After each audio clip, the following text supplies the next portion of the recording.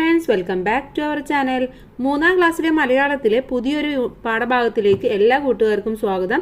അപ്പോൾ 2ാമത്തെ യൂണിറ്റിലെ മറ്റൊരു പാഠഭാഗമാണ് നമ്മൾ ഈ വീഡിയോയിലൂടെ നോക്കാൻ പോകുന്നത്.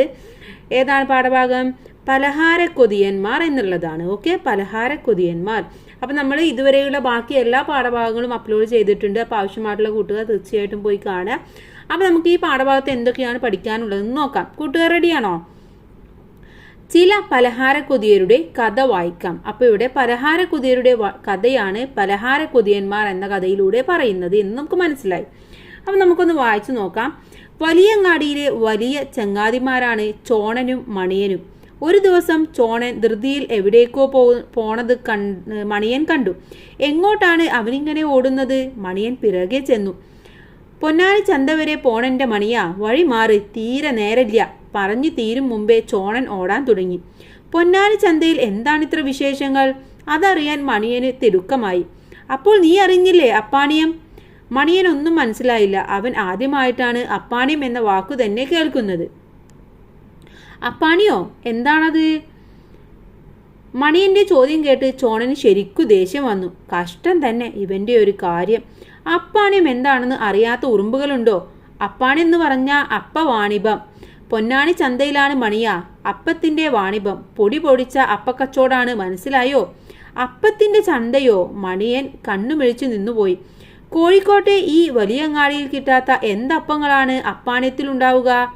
നെയ്യലുവ, കറുത്തലുവ, വെളുത്തലുവ, മഞ്ഞലുവ, ചോന്നലുവ, പച്ചലുവ, മഞ്ഞ ജിലേബി, വെള്ള ജിലേബി, ചോന്ന ജിലേബി, ചക്ക വറുത്തത്, ചേന വറുത്തത്, കായ വറുത്തത്, കപ്പ വറുത്തത്, ഈത്തപ്പഴം പൊരി, 6ാം നമ്പർ, മൈസൂർ പാക്ക്, കല്ലുമക്കായ പൊരിച്ചത്, ഇവയൊക്കെയല്ലേ പലഹാരങ്ങൾ?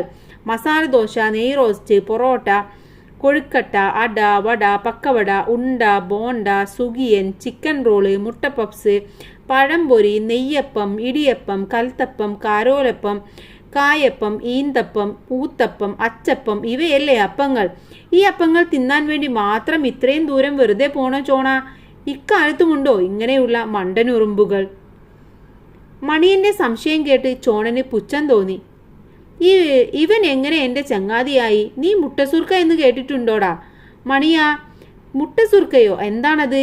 മുട്ടമാല തിന്നിട്ടുണ്ടോ? ഇല്ല ചോണ, എന്താണത്? ഈ കോഴിമുട്ടയുടെ ഉണ്ണിയില്ലേ, മഞ്ഞക്കരു, അത് മാത്രം എടുത്ത് ഉടച്ചുടച്ച് ചെറിയ ചെറിയ ഓളകളുള്ള ചിരട്ടയിലൂടെ നൂല് പോലെയാക്കി പഞ്ചാരപ്പാവിലൊഴിച്ച് അലിയിച്ചങ്ങനെ ഇങ്ങനെ ഉണ്ടാക്കുന്നതാണെൻ്റെ മണിയോ ഈ മുട്ടമാല. ഹഹാ, എന്തൊരു മധുരം, അതിൻ്റെ ഒരു രുചി, അതിൻ്റെ ഒരു ചന്തം. നാവിലിട്ടാൽ അലിഞ്ഞങ്ങനെ പോകും നമ്മൾ. നാവിലിട്ടാൽ അലിഞ്ഞലിഞ്ഞു പോകുന്ന നൂല് പോലുള്ള മുട്ടമാലയെക്കുറിച്ച് മണിയൻ ഒന്നും കേട്ടിട്ടുണ്ടായിരുന്നില്ല. അപ്പോൾ മുട്ടയുടെ വെള്ളക്കരു അവർ എന്തു ചെയ്യും?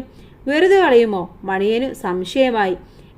ഇല്ല, അത് പതപ്പിച്ച് മധുരം ചേർത്ത് കേക്കു രൂപത്തിൽ ഉണ്ടാക്കുന്നതാണ് മണിയാ മുട്ടസുർക്ക. നിൽക്കട ചോണ, എന്നാൽ ഞാനും വരാം. കൊതിമൂത്ത മണിയൻ ചോണന്റെ പിന്നാലെ ഓടി.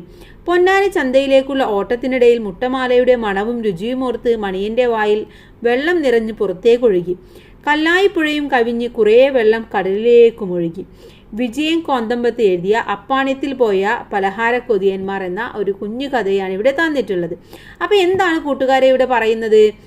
ഒരുപാട് പലഹാരങ്ങളെ കുറിച്ചിട്ടല്ലേ, ഒരുപാട് പലഹാരങ്ങളുടെ പേര് പറയുന്നുണ്ട്. അപ്പോൾ ആ പലഹാരങ്ങൾ കഴിക്കാൻ കൊതിയായിട്ട് പോകുന്ന നമ്മളെ ചോണനെയും അതുപോലെ തന്നെ മണിയനെയുമാണ് ഈ കഥയിലൂടെ നമുക്ക് പരിചയപ്പെടുത്തുന്നത് അല്ലേ. അതുപോലെ എത്രയോ പലഹാരങ്ങൾ, നമ്മൾ കേട്ടതും കേൾക്കാത്തതുമായ ഒരുപാട് പലഹാരങ്ങളെ കുറിച്ചിട്ടും ഇവിടെ പറയുന്നുണ്ട്. അപ്പോൾ ഇത്രയുമാണ് ഈ പാഠഭാഗം എന്ന് പറയുന്നത്. വളരെ ഒരു കുഞ്ഞു പാഠഭാഗമാണ്, പക്ഷേ വായിച്ചിരിക്കാൻ നല്ല രസമുള്ള പാഠഭാഗമാണല്ലേ. ഇനി ഇതിലെ പ്രവർത്തനങ്ങൾ നമുക്ക് നോക്കാം.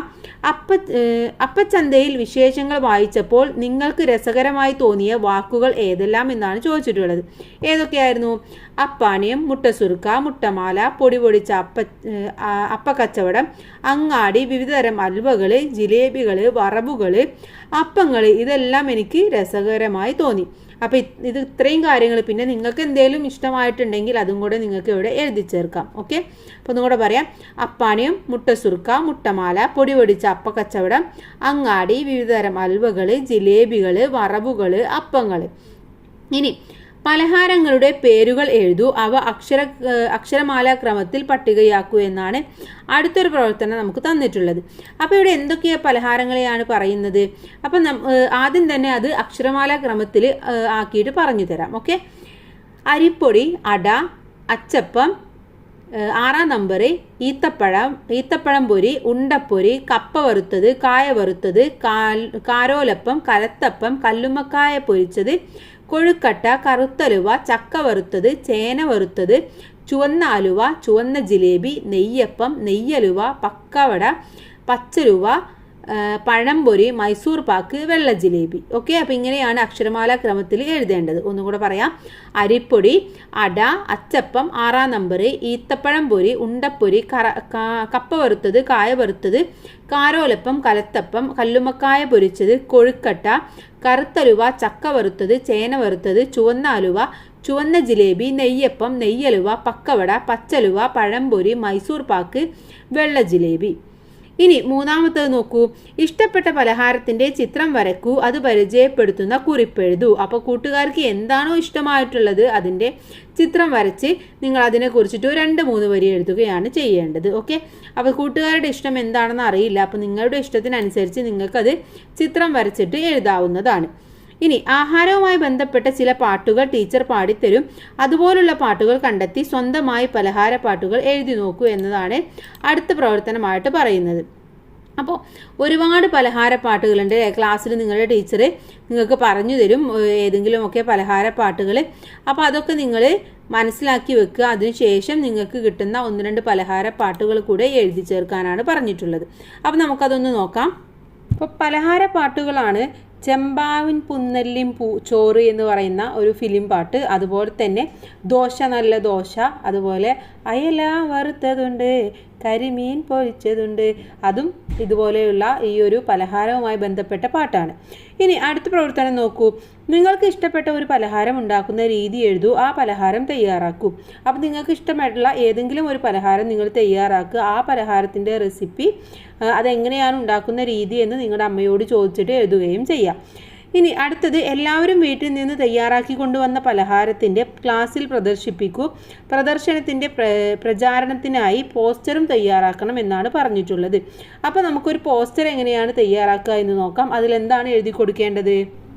അപ്പാണിയം പലഹാര പ്രദർശനം ഓഗസ്റ്റ് 20-ന് സ്കൂളിൽ ഹാളിൽ വെച്ച് സംഘടിപ്പിക്കുന്നു, എല്ലാവർക്കും സ്വാഗതം. ഇങ്ങനെയാണ് നിങ്ങൾ എഴുതേണ്ടത്. അപ്പോൾ അതിനാവശ്യമായിട്ടുള്ള നല്ല അടിപൊളിയായിട്ട് ചിത്രങ്ങളും കൂടെ വരച്ച് ചേർക്കുക. എന്തെങ്കിലും പലഹാരത്തിൻ്റെയൊക്കെ ചിത്രങ്ങൾ കൂടെ നിങ്ങൾ വരച്ച് ചേർക്കാൻ വേണ്ടി ശ്രദ്ധിക്കുക. ഓക്കെ, ഇനി അടുത്ത പ്രവർത്തനം നോക്കാം. പൊന്നാനി ചന്തയിലേക്കുള്ള ഓട്ടത്തിനിടയിൽ മുട്ടമാലയുടെ മണവും രുചിയും ഓർത്ത് മണിയൻ്റെ വായിൽ വെള്ളം നിറഞ്ഞ് പുറത്തേക്കൊഴുകി. കല്ലായിപ്പുഴയും കവിഞ്ഞ് കുറേ വെള്ളം കടലിലേക്കും ഒഴുകി. കൊതിമൂത്ത ഉറുമ്പുകൾക്ക് അപ്പാണത്തിൽ എത്തിച്ചേരാൻ കഴിഞ്ഞോ? അവർക്ക് മധുരവോളം അപ്പം കിട്ടിയോ? കഥ പൂർത്തിയാക്കി പറയൂ എന്നാണ് പറഞ്ഞിട്ടുള്ളത്. അപ്പോൾ ഈ കഥയുടെ ബാക്കി നിങ്ങളൊന്ന് എഴുതാനാണ് പറഞ്ഞിട്ടുള്ളത്. അപ്പോൾ കൂട്ടുകാർക്ക് എന്താ തോന്നുന്നത്? അവർ ആ അപ്പാണത്തിന് എത്തിച്ചേർന്നിട്ടുണ്ടാവുമോ?